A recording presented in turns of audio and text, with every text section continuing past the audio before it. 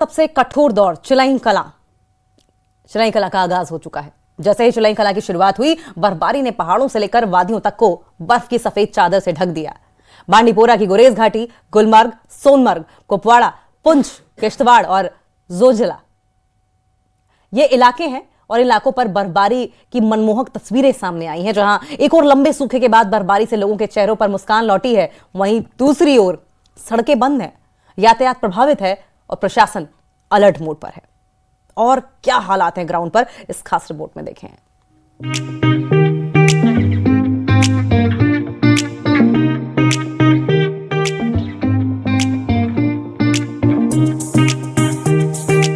बांदीपुरा की गुरेज घाटी से चिलई कला के आगाज के साथ सबसे खूबसूरत तस्वीरें सामने आई है। पूरी घाटी सफेद चादर में लिपटी नजर आई। लंबे समय से सूखी की मार झेल रहे इलाके में ताजी बर्फबारी ने लोगों को बड़ी राहत दी है। स्थानीय लोग इस बर्फबारी को नेमत मान रहे हैं। हालांकि एहतियात के तौर पर गुरेज बांदीपुरा सड़क को अस्थायी रूप से बंद कर दिया गया है, जिसके बाद प्रशासन ने लोगों से अनावश्यक यात्रा से बचने की अपील की है। महकमे मौसमियात के ऐन मुताबिक आज वादी पर में जो मैदानी इलाके हैं वहाँ बारिशें लगातार हो रही हैं।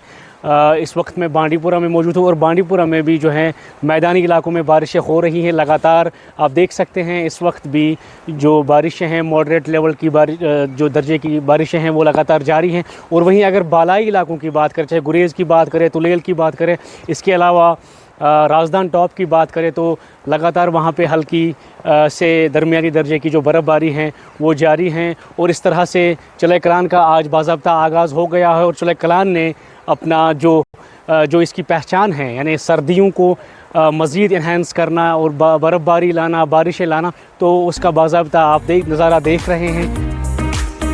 चिलई कला का असर साफ तौर पर पुंछ को कश्मीर से जोड़ने वाली ऐतिहासिक मुगल रोड पर देखने को मिल रहा है।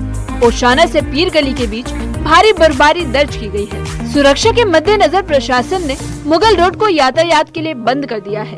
पहाड़ी इलाकों में बर्फ की मोटी परत जमने से सड़क पूरी तरह से फिसलन भरी हो गई है और हर साल की तरह इस बार भी चिलई कला की शुरुआत में मुगल रोड सबसे पहले बंद होने वाले रास्तों में शामिल हो गई है।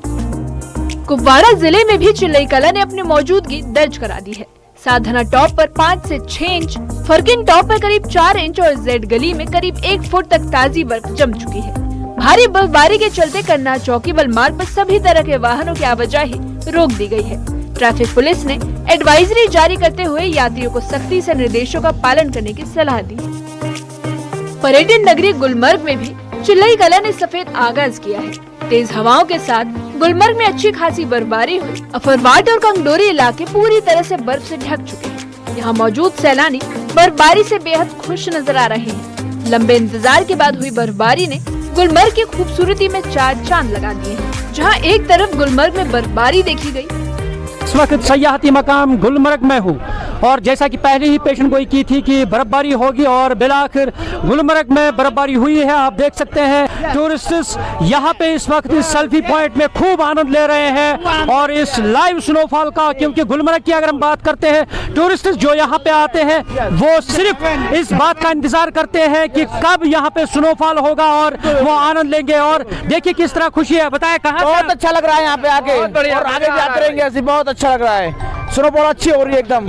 इससे पहले कभी देखा था स्नो? नहीं, फर्स्ट टाइम ही आए इस टाइम। तो भी क्या संदेश? अच्छा है, टूरिस्टों के लिए भी अच्छा है। यहाँ के लोग कैसे मिले? भाई ठीक है, कोई दिक्कत नहीं है किसी भी। आप क्या कहना चाहेंगे? बहुत ही बढ़िया, बहुत मजा आ रहा है। लखनऊ से आए, हम तो चाहेंगे सब आए और भी आए। यहाँ टूरिस्ट बहुत मजा आ रहा है। अभी इससे पहले स्नोफॉल नहीं, कभी नहीं देखा लाइव। क्या कहना चाहेंगे? ये कश्मीर हेवन है, एक बार मस्ट विजिट करना, फैमिली के साथ, दोस्तों के साथ जबरदस्त विजिट करना आप लोग। It's a land of haven, सही में लैंड्स ऑफ हेवन है ये। बहुत बढ़िया स्नोफॉल हो रही है, आप सब आना चाहेंगे यहाँ। बहुत ज्यादा, बहुत बढ़िया स्नोफॉल हो रही है। बिल्कुल, देखिए नाज़रीन किस तरह से टूरिस्ट यहाँ खूब आनंद ले रहे हैं, खुशी से झूम रहे हैं। तो वहीं दूसरी ओर श्रीनगर के डल झील के पास बारिश हो रही है। आज चिलई कलान गोडनुक दो मे बासान रूद खुशकी, रूद पे अम सि गई वारिया फर्क।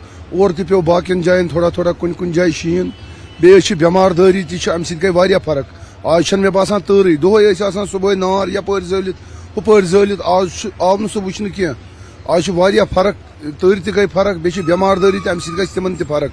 यहाँ पर आए थे, कटरा आए थे वैष्णो देवी के दर्शन करने के लिए। फिर सोचा वहाँ से कि कश्मीर का भी थोड़ा सा अभी मौसम अच्छा है क्योंकि समर वेकेशन है, तो उस चक्कर में थोड़ा सा देख के आए, इधर का देखना आए थे। तो काफ़ी अच्छा नज़ारा है यहाँ पे। अभी सुबह का मौसम है, कम से कम 7-8 बज रहे हैं, 6 या 7 के समथिंग है अप्रोक्सीमेटली। तो बहुत ज़्यादा ठंडी है अभी। और अभी मतलब गुलमर्ग साइड जाने का प्लान है हम लोगों का।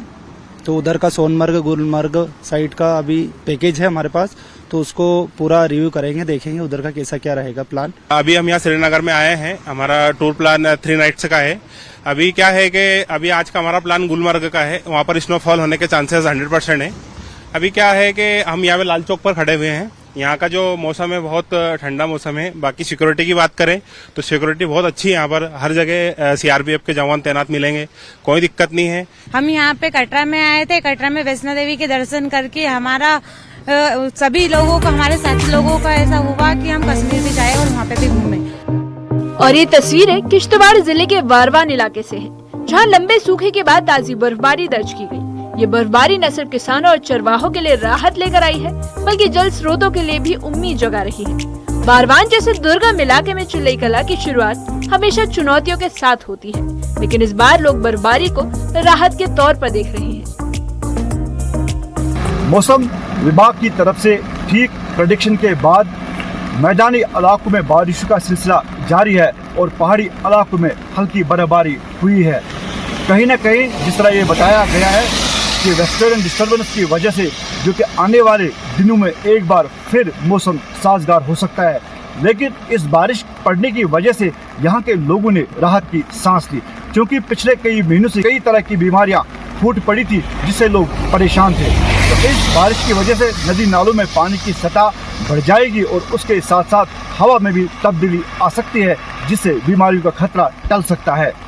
अब आने वाले दिनों में क्या वाकई बर्फबारी ना हो, ये आने वाले वक्त में पता चलेगा।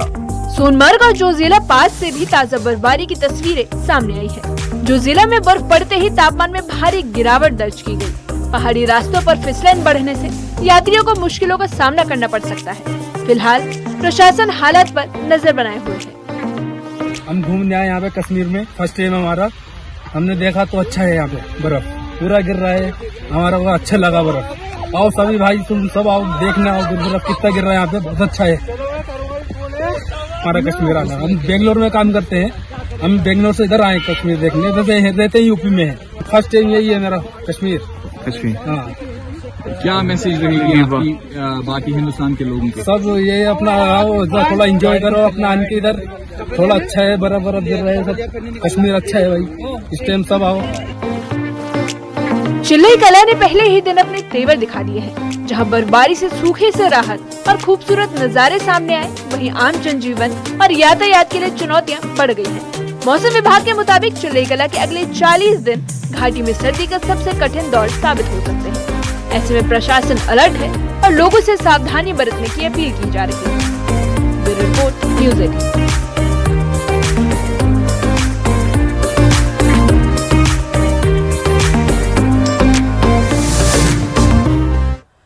जम्मू कश्मीर में पोलियो के खिलाफ जंग को और मजबूत करते हुए पल्स पोलियो टीकाकरण अभियान की शुरुआत हुई है। 3 दिन तक चलने वाले इस अभियान के तहत 5 साल तक के करीब 20 लाख बच्चे हैं, उन्हें पोलियो की 2 बूंदें पिलाने का टारगेट रखा गया है। स्वास्थ्य मंत्री सकीना इत्तू ने जम्मू के गांधीनगर अस्पताल से इस अभियान का शुभारंभ किया और अभिभावकों से अपील की कि वे बढ़ चढ़कर इस मुहिम में हिस्सा लें। खास रिपोर्ट देखिए।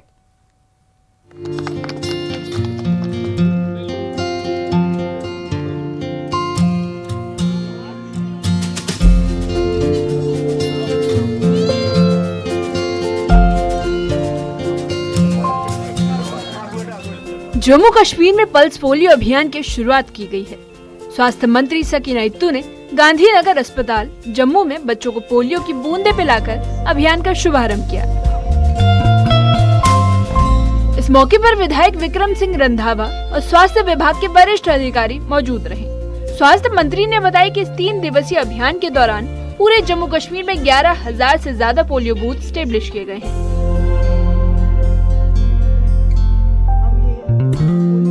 अभियान का टारगेट 5 साल तक के लिए लगभग 20 बच्चों को पोलियो की खुराक पिलाना है। वहीं बडगाम के मगाम उपजिला अस्पताल में विधायक बीरवा डॉक्टर मोहम्मद शफी ने पल्स पोलियो अभियान का उद्घाटन किया। देखिए, ये जो हमारा इंटेंसिव पल्स पोलियो इम्यूनाइजेशन का प्रोग्राम है, ये आज शुरू हुआ, किक स्टार्ट यहाँ पर हुआ। यहाँ पर हमारे deputy commissioner doctor Bilal Mohiuddin Bhat साहब ने इनॉग्रेशन भी की अभी।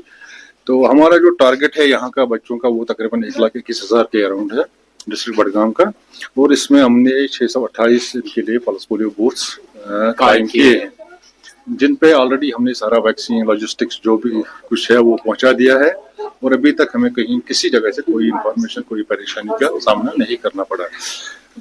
ये इसके साथ हमारे 8 ट्रांजिट बूथ्स भी हैं, जैसे हमारे रेलवे स्टेशन हैं, कुछ बस अड्डास हैं, वहां पर भी हमने अपना मैन पावर लगा लिया। तो वहीं दूसरी ओर पुंछ जिले के मेंढर में बीएमओ डॉक्टर अशफाक चौधरी ने अभियान की शुरुआत की। इस जिले में स्वास्थ्य विभाग की टीमें पूरी तरह मुस्तैद नजर आई।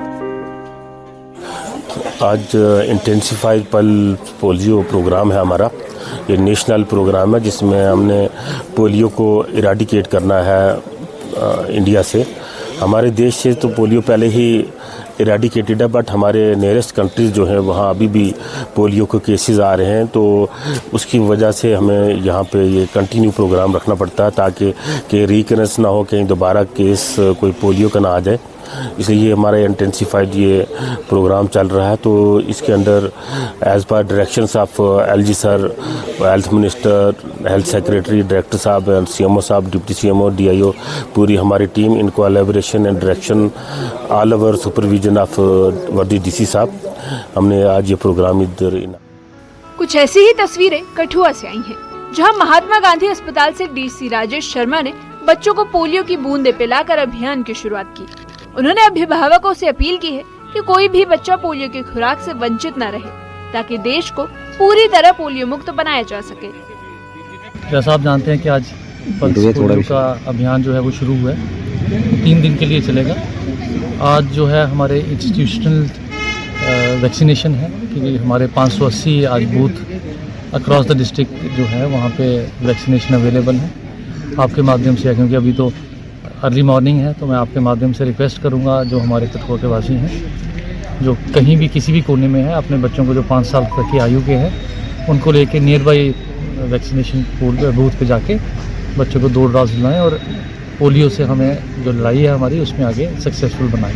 मेरी बेटी है 3 साल की, इसको मैंने पोलियो ड्रॉप्स खिलाए आज MGH कठुआ में, और बहुत अच्छा है। यहाँ पे डीसी साहब आए हैं, उन्होंने इनिशिएट किया इस चीज़ को, और आगे भी करें प्लीज़। और सभी बच्चों, सभी मदर और सभी घर वालों से यही रिक्वेस्ट है कि सबको पिलाएं, बहुत अच्छा है।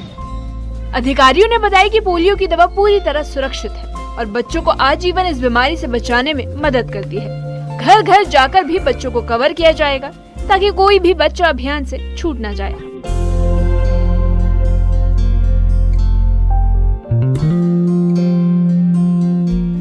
जम्मू कश्मीर में पल्स पोलियो अभियान बच्चों के सुरक्षित भविष्य की ओर मजबूत कदम है। सरकार, स्वास्थ्य विभाग और आम जनता सभी मिलकर पोलियो के खिलाफ इस लड़ाई को सफल बनाने में जुटे हैं। 2 बूंद जिंदगी की हर बच्चे के लिए जरूरी है।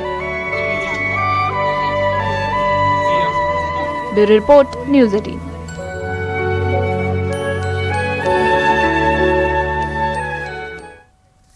छोटे से ब्रेक के लिए रुकेंगे।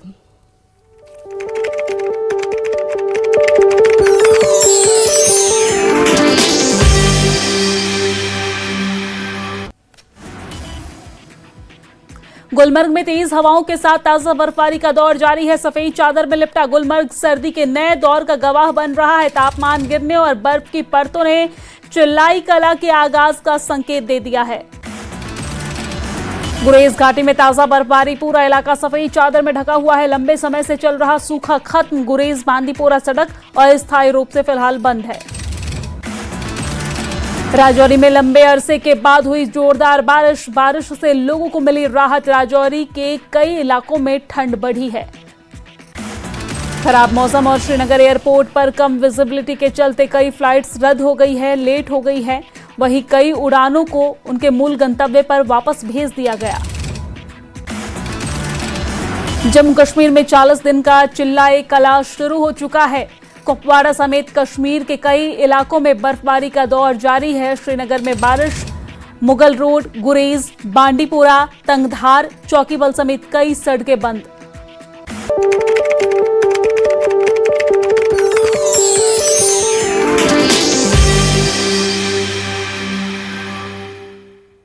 तेलंगाना के मुख्यमंत्री रेवंत रेड्डी का एक बयान अब सियासी भूचाल बन गया है। क्रिसमस सेलिब्रेशन के मंच से रेवंत रेड्डी ने क्रिसमस मनाने के पीछे सोनिया गांधी के त्याग और योगदान को वजह बताया और इस बयान के बाद राजनीतिक हलकों में भी तीखी प्रतिक्रियाओं का दौर शुरू हो गया है। अलग अलग राजनीतिक पार्टियों की तरफ से बयानबाजी तेज होती जा रही है। घमासान मचा हुआ है, इस खास रिपोर्ट में देखें।